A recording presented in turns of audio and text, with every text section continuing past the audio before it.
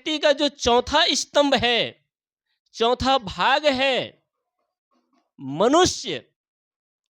इस मनुष्य की व्यवस्था के लिए, इस मनुष्य को सुंदर ढंग से संचालित करने के लिए ही नियम और अनुशासन की जरूरत पड़ती है। किसके लिए पड़ती है? जानवरों के लिए, वनस्पति के लिए, या फिर पंच तत्वों के लिए कोई नियम की जरूरत पड़ती है अलग से? कोई संहिता, कोई कानून व्यवस्था या कोई संविधान की जरूरत पड़ती है? आपने सुना कि अमुक जंगल में संविधान लागू हुआ, या अमुक जानवरों के बीच में संविधान बनाया गया।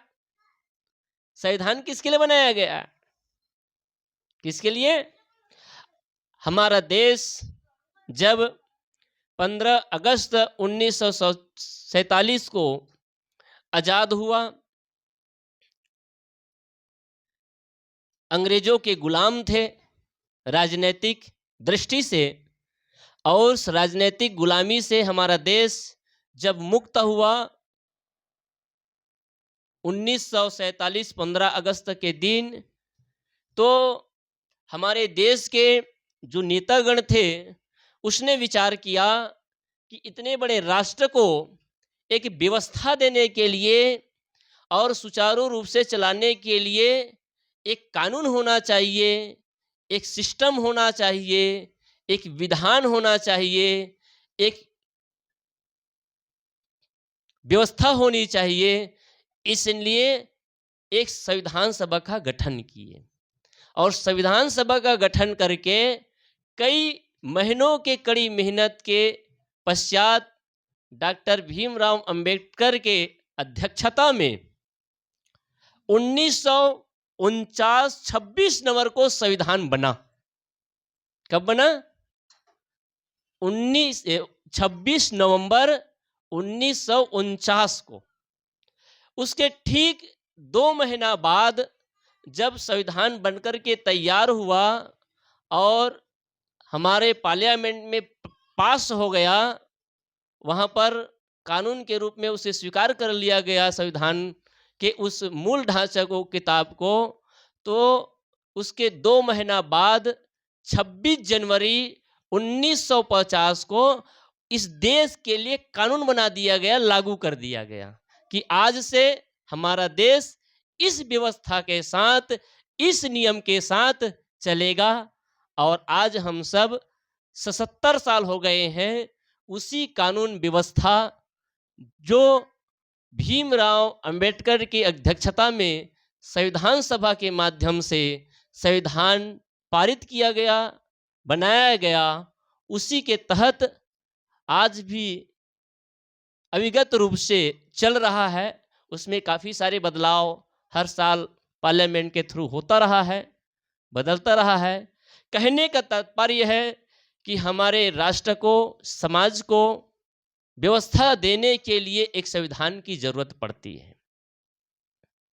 लेकिन क्या प्रकृति ने जब हमें जन्म दिया है, प्रकृति ने हमें इस सृष्टि में लाया है, तो हमारे लिए कुछ नियम दिया कि नहीं दिया? हमारे लिए कुछ नियम नहीं दिया है अलग से। इसलिए ये संत और गुरुजन हमें जगाते हैं, हमें निर्देश करते हैं, अनुशासित करते हैं, एक व्यवस्था देते हैं, उसको संस्कार कहते हैं। क्या कहते हैं? संस्कार कहते हैं। इसलिए माता बहनों भाइयों, आप सबसे मेरा निवेदन है कि जिस प्रकार से किसी देश को चलाने के लिए एक कानून व्यवस्था और संविधान की जरूरत पड़ती है, वैसे ही अगर हम चाहते हैं कि हमारा परिवार सुखी हो, हमारा जीवन सुखी हो, तो हम अपने परिवार में भी व्यवस्था लाएं और अपने जीवन में भी व्यवस्था लाएं। अगर हमारा विचार करिए, कभी कल्पना करिए, अगर हमारे देश में एक व्यवस्थित संविधान नहीं होता, हमारे देश में एक व्यवस्थित कानून नहीं होता, तो फिर जिस सुरक्षा के साथ, निश्चिंता के साथ आज जीवन जी रहे हैं, क्या वैसे रह पाते? नहीं रह पाते। ठीक है, आज भी बहुत घटनाएं घट रही है, अपवाद हैं, लेकिन आज हम सुरक्षित महसूस करते हैं, शांति महसूस करते हैं और बढ़िया ढंग से हमारा इतनी बड़ी व्यवस्था के साथ में हम जी रहे हैं। ये क्यों? एक कानून के तहत। सही कि नहीं? तो इसी प्रकार से अगर हम सुखी होना चाहते हैं घर परिवार में और अपने जीवन में, तो अपने परिवार में भी व्यवस्था की जरूरत है। जिसको गुरु कबीर ने कहा, नेम जगावे प्रेम को, प्रेम जगावे जीव, जीव जगावे शिव को, वही शिव वही पीव। गुरु कबीर ने कहा कि नेम जगावे प्रेम को। अगर आप अपने जीवन में शांति चाहते हैं, सुख चाहते हैं, तो हमारे जीवन में क्या आना चाहिए? हमारे जीवन में और हमारे घर में दोनों में अनुशासन आना चाहिए, व्यवस्था आनी चाहिए, एक सिस्टम होना चाहिए। जैसे एक घर में 15 लोग हो और कोई कभी कुछ भी करना चाहे, किसी का मन जब पाए तब खाने का हो, तो एक बनाने वाले कितने दिन कितने टाइम तक बनाते रहेंगे बताओ? बनाने वाले एक हैं और आपने घर को होटल जैसे बना लिया। एक आदमी आया 10 बजे खाता, दूसरा 11 बजे, तीसरा 1 बजे, कोई खाता है 2 बजे, 4 बजे। किसी को खाने का टाइम, कोई जाने का टाइम, कुछ करने का टाइम, तो कुछ चलेगा? घर की व्यवस्था बिगड़ जाएगी। और सब लोग अपना अपना फरमाइश करने लगे। कोई बोले कि मुझे मीठा पसंद है, कोई नमकीन पसंद, ठीक है, सबकी अपनी अपन पसंद हो सकता है। सब अपने अपने हिसाब से सब्जी चाहने लगे हर दिन। क्या ये पॉसिबल है? इसलिए आप सब भी एक व्यवस्था के साथ जीते हैं। गृहिणी जो बना करके दे देती है, घर का मालिक जो व्यवस्था कर देते हैं, उसी में सबको गुजारा करना पड़ता है। करना पड़ता है कि नहीं पड़ता? तो इसी प्रकार से अगर हम इसे सुचारू रूप से हम चलाएं, घर और परिवार में अनुशासन लाएं, हमारा घर और परिवार जितना अनुशासित होता है, जितना व्यवस्थित होता है, व्यवस्था से ही घर सुंदर बनता है और सुंदर चलता भी है। और व्यवस्था लाने के लिए सबसे प्रथम है कि हम अपने मन को व्यवस्थित रखें, अपने जीवन को व्यवस्थित रखें और घर परिवार में भी व्यवस्थित ढंग से व्यवहार करें और जिएं। जब ये घर परिवार में जब व्यवस्थित हम जीते हैं, तभी हम सब के साथ सुंदर व्यवहार कर पाते हैं और सब काम को सही समय में कर लेते हैं।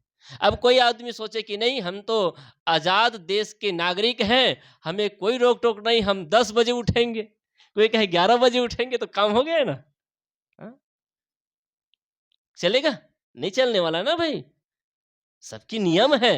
ठीक है, 6 के जगह में आप 7 बजे तक सो लिए, 4 के जगह में 5 बजे तक सो लिए तो चलेगा। लेकिन बिल्कुल ही आप ये सोच लिए हम तो आजाद है जी, हम जो आजाद देश के नागरिक हैं, हमारे ऊपर कोई अब बंधन नहीं। तो देश में आजादी तो मिल गई है, लेकिन घर के संस्कारों से तो बंधे रहना पड़ेगा।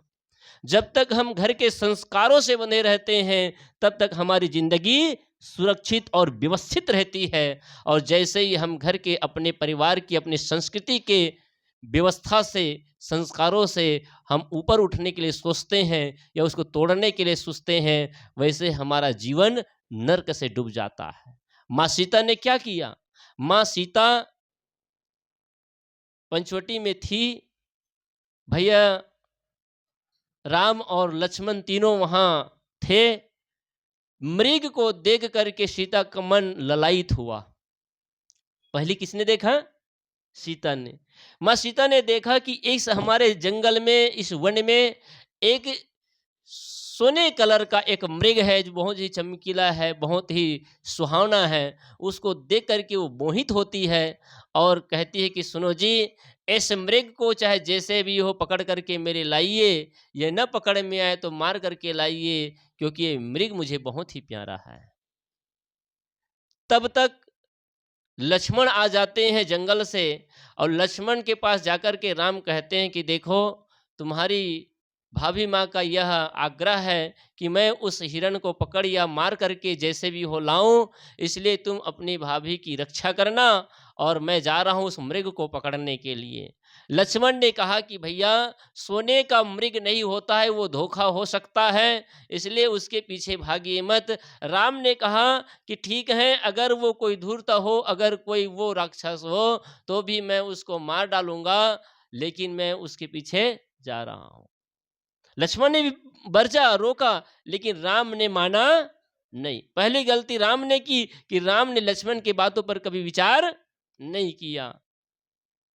लक्ष्मण को मां सीता के रक्षा के लिए छोड़ करके राम जब जंगल चले गए, मृग के पीछे, मृग को जब बाण लगा, मृग ने हा सीते हा लक्ष्मण जब आवाज लगाया, तो उसको सुन करके सीता कन व्याकुल हो गई, और व्याकुल होकर के वो रोते हुए तड़पते हुए कही कि देखो तुम्हारे भैया राम पर विपत्ति आ गया है, कोई संकट में है, इसलिए उसकी रक्षा के लिए, उसके बचाव के लिए तुम जाओ। लक्ष्मण ने फिर समझाया कि देखो मेरे भैया राम पर कोई विपत्ति आ सकती नहीं, उसको कोई परेशान कर सकते नहीं, उस पर संकट आ नहीं सकता, इसलिए आप निश्चिंत रहिए। लेकिन मां सीता मानती नहीं है और अपने स्त्री स्वभाव को प्रकट करते हुए लक्ष्मण को बहुत भला बुरा कहने लगती है, ऐसे ऐसे अभद्र गाली तक देती है, ऐसी ऐसी कटुवाणी का प्रयोग करती है, जिसको सुन करके लक्ष्मण का दिल दहल गया। जिसको गोस्वामी तुलसीदास जी ने लिखा, करग बचन सीता बोला, अर्थात मर्म बचन सीता बोला। मर्म यानी हृदय को वेद देने वाली बात माँ सीता बोलती है, उसे सुन करके लक्ष्मण का मन बहुत ही व्यथित हो जाता है, परेशान हो जाता है। उसने कहा, माँ मैं आज तक भैया राम की जो वचन है उसका मैंने विरोध नहीं किया है, उसकी आज्ञा का उल्लंघन नहीं किया है, आज पहली बार उसकी आज्ञा का उल्लंघन करने जा रहा हूँ। उसने एक लक्ष्मण रेखा खींचा। क्या मर्यादा की रेखा, एक मर्यादा की जो रेखा होती है, उस रेखा को जब आप लांघ देते हैं तो ही जीवन में संकट आता है। ये रामायण परिभाषित करता है। जब जब भी आप अपनी मर्यादा को तोड़ते हैं, मर्यादा से बाहर जाते हैं, वैसे जीवन में संकट आता है।